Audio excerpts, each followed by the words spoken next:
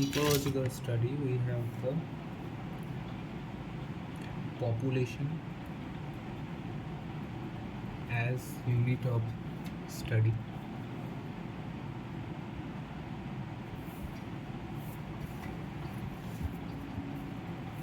Next, in field trial, we have healthy people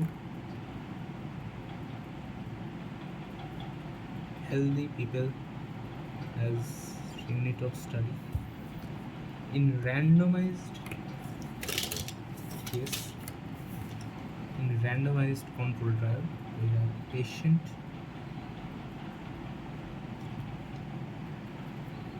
In community trial, we have obviously community. In clinical trial, we have another patients as unit of study.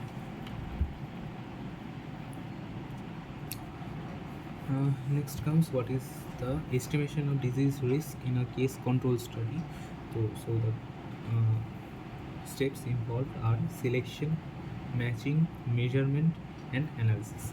In the analysis, we estimate the disease risk and the relative risk or risk ratio. The risk ratio is here. That means the incidence of disease among the exposed population versus the non-exposed population. Here, exposed population, you can see we have an exposed population. We got cases A, and we got non-cases, that means people who are not actually diseased are B. Okay, so now we have one thing, that means we have cases A in a population of A plus the non-exposed people. We got cases C, and control we got cases I even without the exposure is D.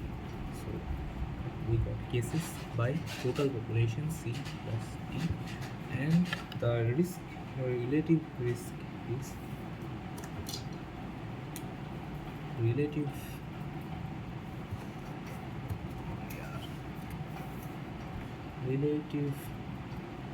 risk is nothing but the division, that means A into C plus D by A plus B into C, means A by C into C plus D by A plus C. So the most easy format is this one with this scenario.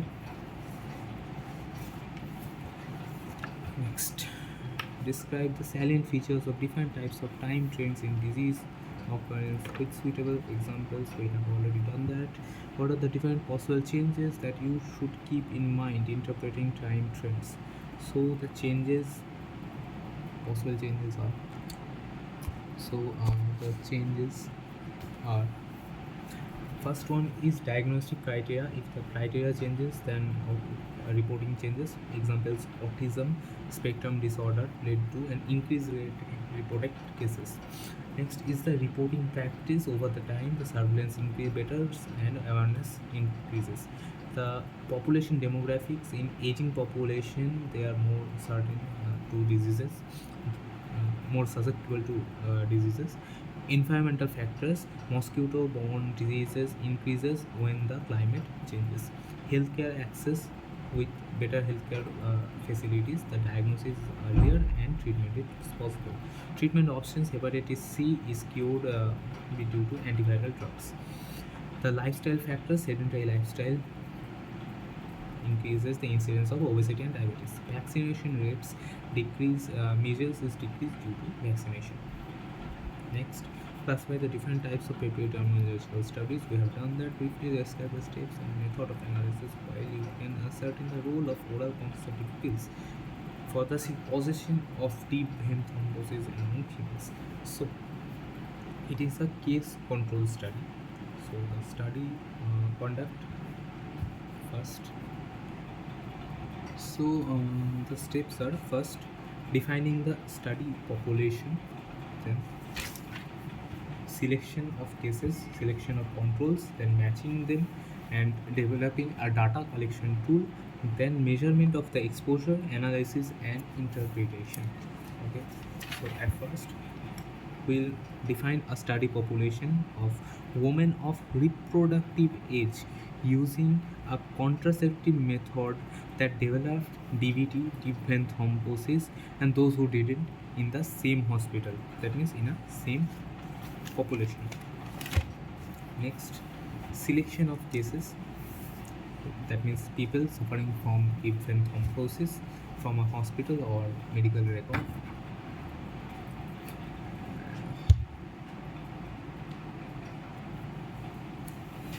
Then selection of controls, people that are not suffering from this kind of situations. Same healthcare provider. Now matching with age and relevant factors done to minimize the confounding factors in study. Then developing a data collection tool to collect the information about the participants, including demographics, family history, OCP use history, etc. Then measurement of the exposure, that means the studying of details of exposure in both case and controls, splitting them in two groups: those who use OCP as their primary method of contraception and those who use different methods. Then analyzing them in a 2 by 2 contingency table, calculation of exposure rate and odds ratio. Exposure rate says the if exposure rate is in cases is more, that means an association with OCP and development of DVT, deep vein thrombosis. The odds ratio provides exactly how much greater risk of OCP users poses over those who are using a different type of contraception method. Now next comes the uses of epidemiology to study the natural history of a disease for community diagnosis. Now come the uses of epidemiology, the study of natural history of disease for community diagnosis of various diseases, to identify the risk factors for a population, to provide data for the planning, implementation and evaluation of different techniques to prevent, control and treatment of the disease, to study the healthcare service quality, that means working of healthcare services. Then in identifying the different syndromes for a particular disease in a population, to eliminate the or reduce the health problems of a population and overall promote the health and well-being in a society. Next, the how clinical medicine differs from epidemiology. Discuss different types of epidemiological studies.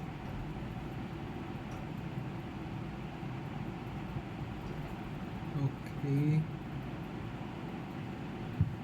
Now the next is the difference between clinical medicine and epidemiology. In clinical medicine, we see different cases, and in epidemiological study, we see a population at risk.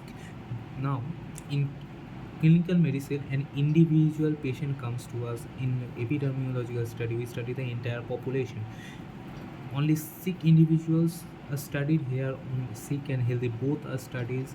The sick individuals are studied to diagnose, prognose and prescribe specific treatment for the disease, and it is a secondary or tertiary prevention, whereas the epidemiological study aims to identify particular source of infection, mode of transmission, etiological factors and ways of controlling the problem.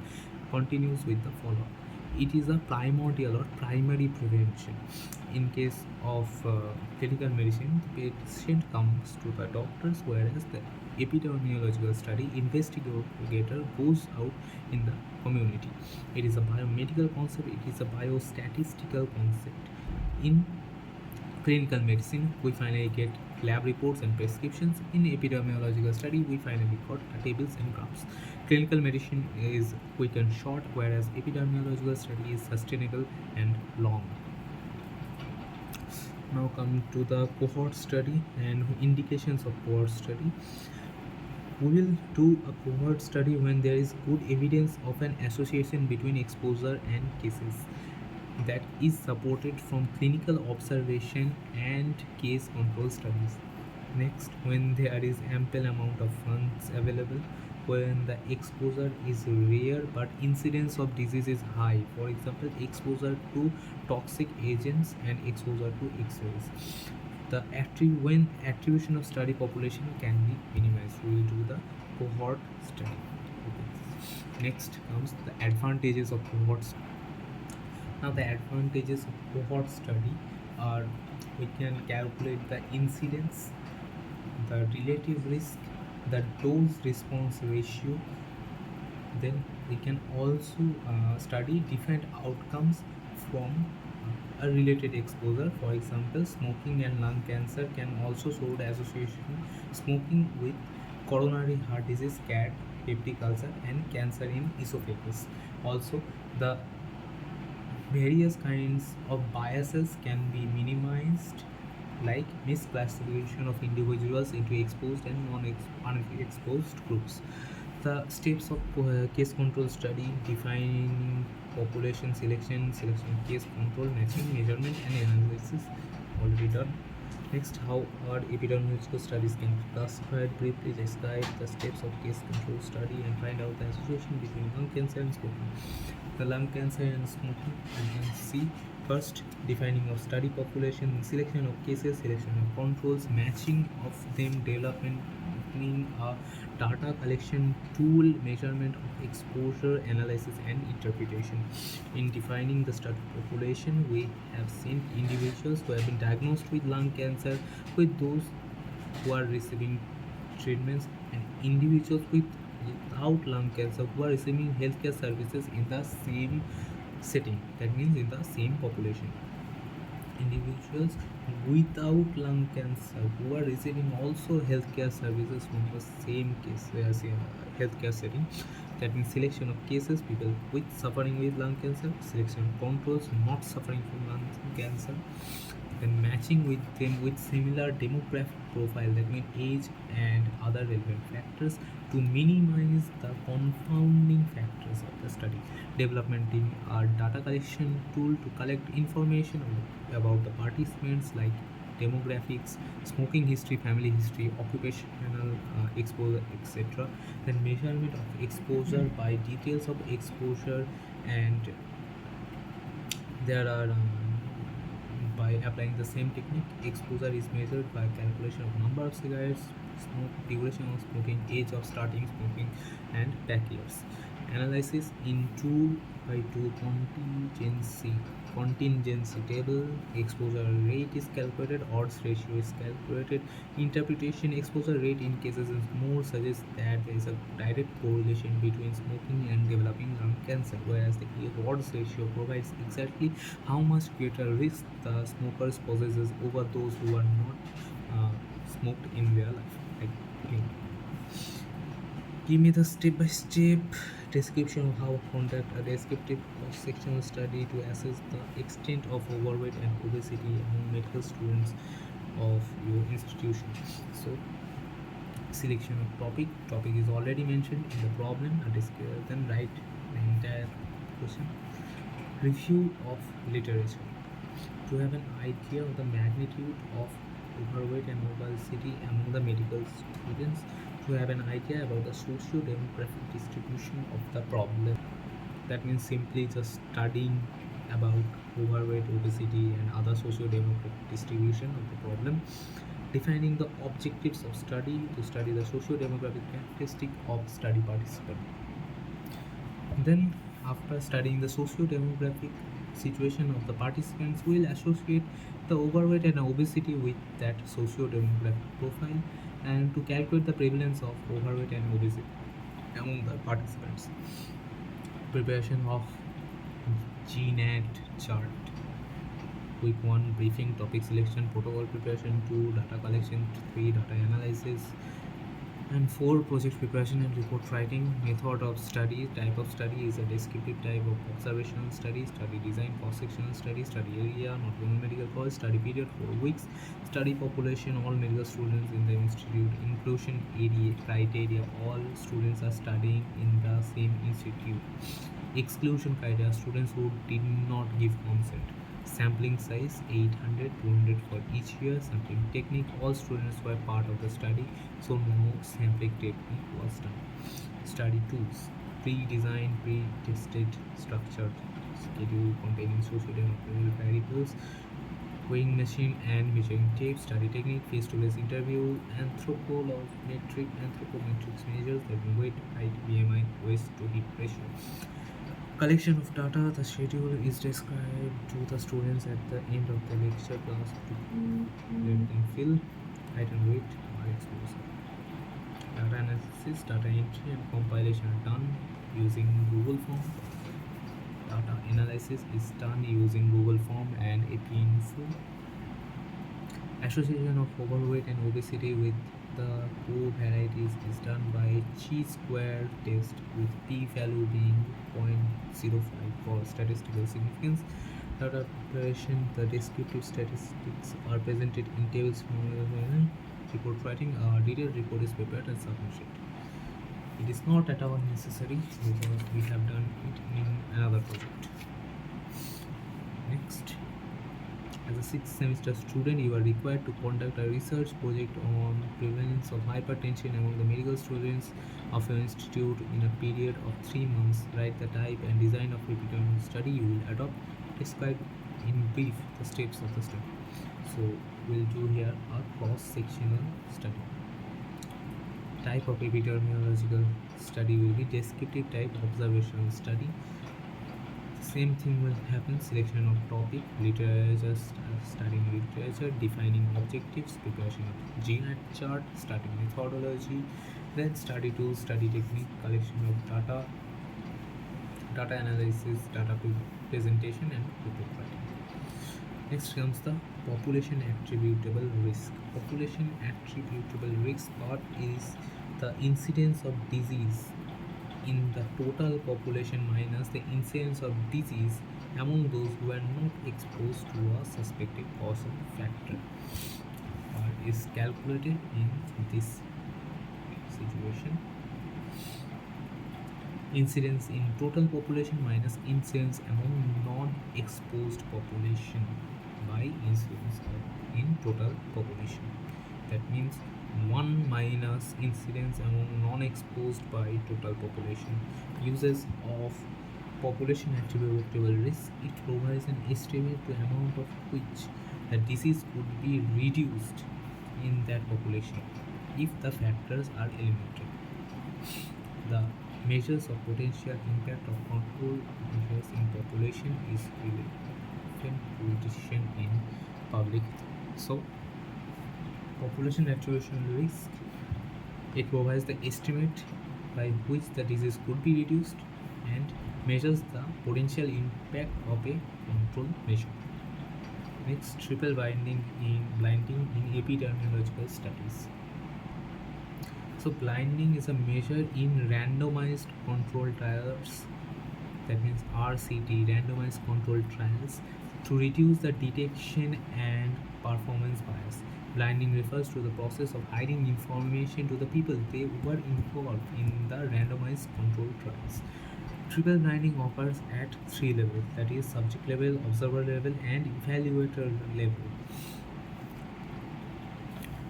For example, here in triple blinding, the subject level, that the subject doesn't know in which group he belongs to, case or control, and there is no scope of placebo effect. The observer also don't know about the study group and there is no biased, he cannot influence the group people. And there is evaluator. In evaluator level, the evaluator also don't know about the case and control groups, so he cannot give a biased report about the medical procedure. Next is epidemic curve. Epidemic curve are graphical representation of the number of cases of a disease or death or health condition over time. It is an important tool for outbreak investigation. Types of epidemic curve: a single exposure epidemic, multiple exposure, and propagated epidemics. This is a picture.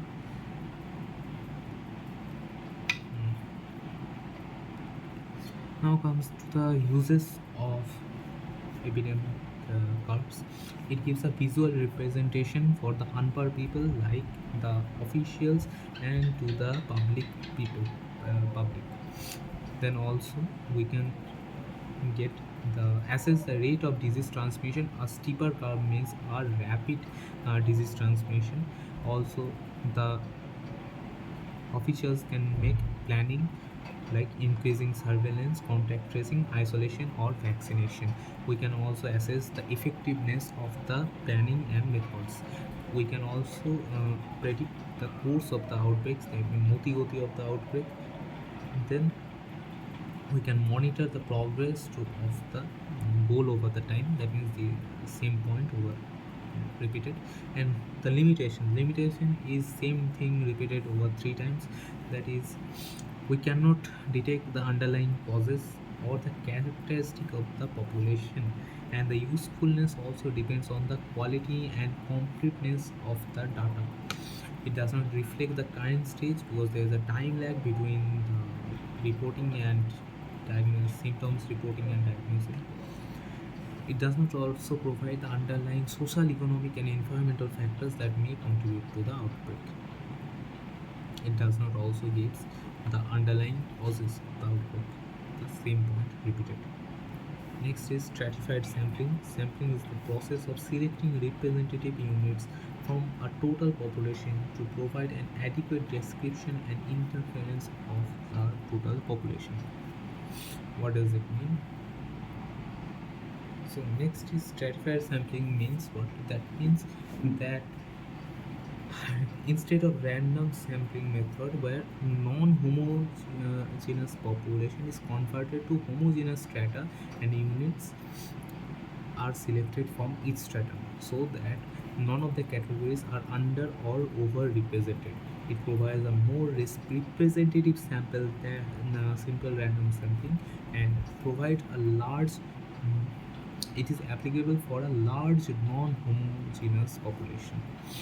It is particularly useful when some researcher is interested in analyzing the data by a certain characteristic of the population like the age group or religion. Advantages are assurance of representation of all groups in the same population. Characteristic of each stratum can be estimated and compared. Estimation of characteristic under the study can be made for each stratum separately. Limitation is what? Limitation is most important. It is very much costly and requires an accurate information on the proportion of each stratum. Next is secondary attack rate. Secondary attack rate (SAR) is defined as the number of exposed persons developing the disease within the range of incubation period following the exposure of the primary case. That means simply a person is infected and people around him,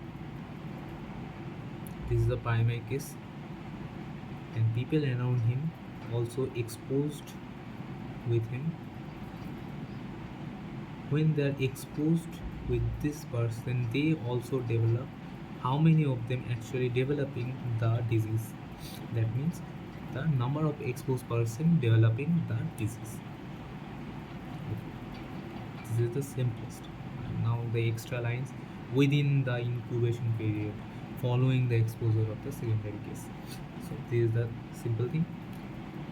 The formula is number of developing in the same incubation period of the following exposure of primary case by total number of susceptible contacts. That means people who are exposed in 200. The denominator consists of all persons who are exposed from the cases. Here is 4. The primary case is excluded from both numerator and denominator. That means this person will not be counted.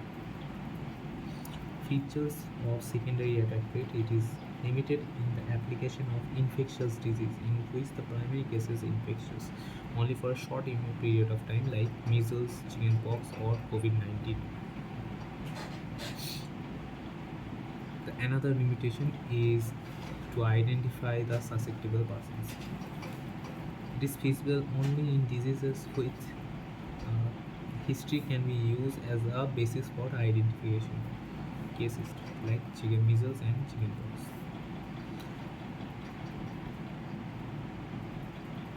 When there are numerous subclinical cases, this is meaningless. It can be used to determine the overall attack rates in which vaccinated and unvaccinated population. The disease is of known etiology, or determining whether a disease of unknown etiology is communicable or not, like for COVID-19 in the initial days. It also helps to evaluate the effectiveness of the control measures such as isolation and immunization and quarantine. So, cohort study is the natural history of disease is best established by cohort study. Why? Because cohort study is long study, so provides a longitudinal data on natural history of the disease, including the onset, progression, and the outcomes.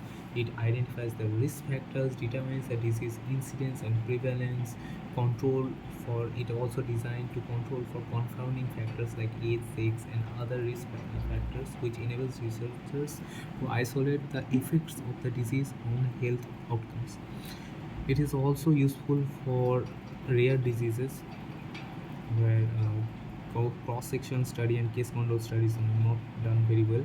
We can study multiple outcomes like the morbidity, mortality, quality of the life, which enables researchers to understand the impact of the disease on the individual and population, and useful for the studying the disease progression, including the natural course of the disease and factors that influence disease progression, which is critical for developing the effective prevention and treatment strategies.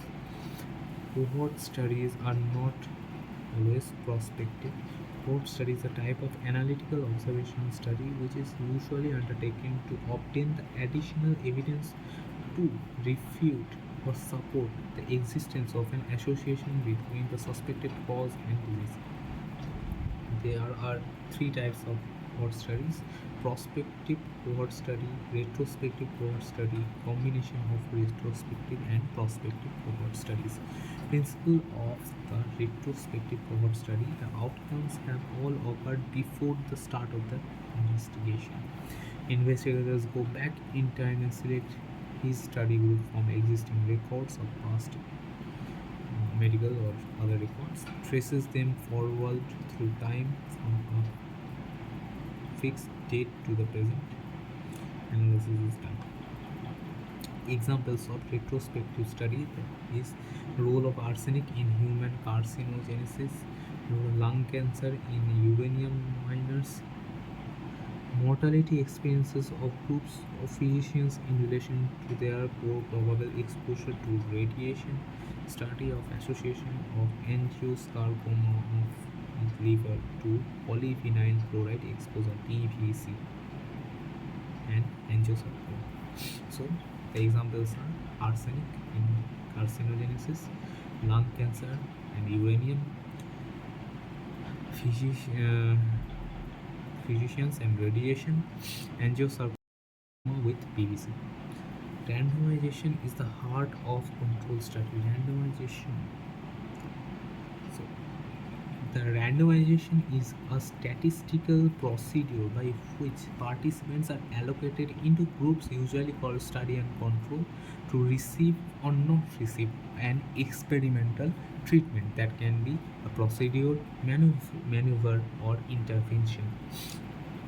Why it is called the heart of control trial? Because every individual gets an equal chance of being allocated into either group of the trial groups. It attempts to eliminate the bias and allows the comparability. That means it gives the confidence that the groups are comparable, and also eliminates the selection bias of the investigators. So that's all. Chapter done.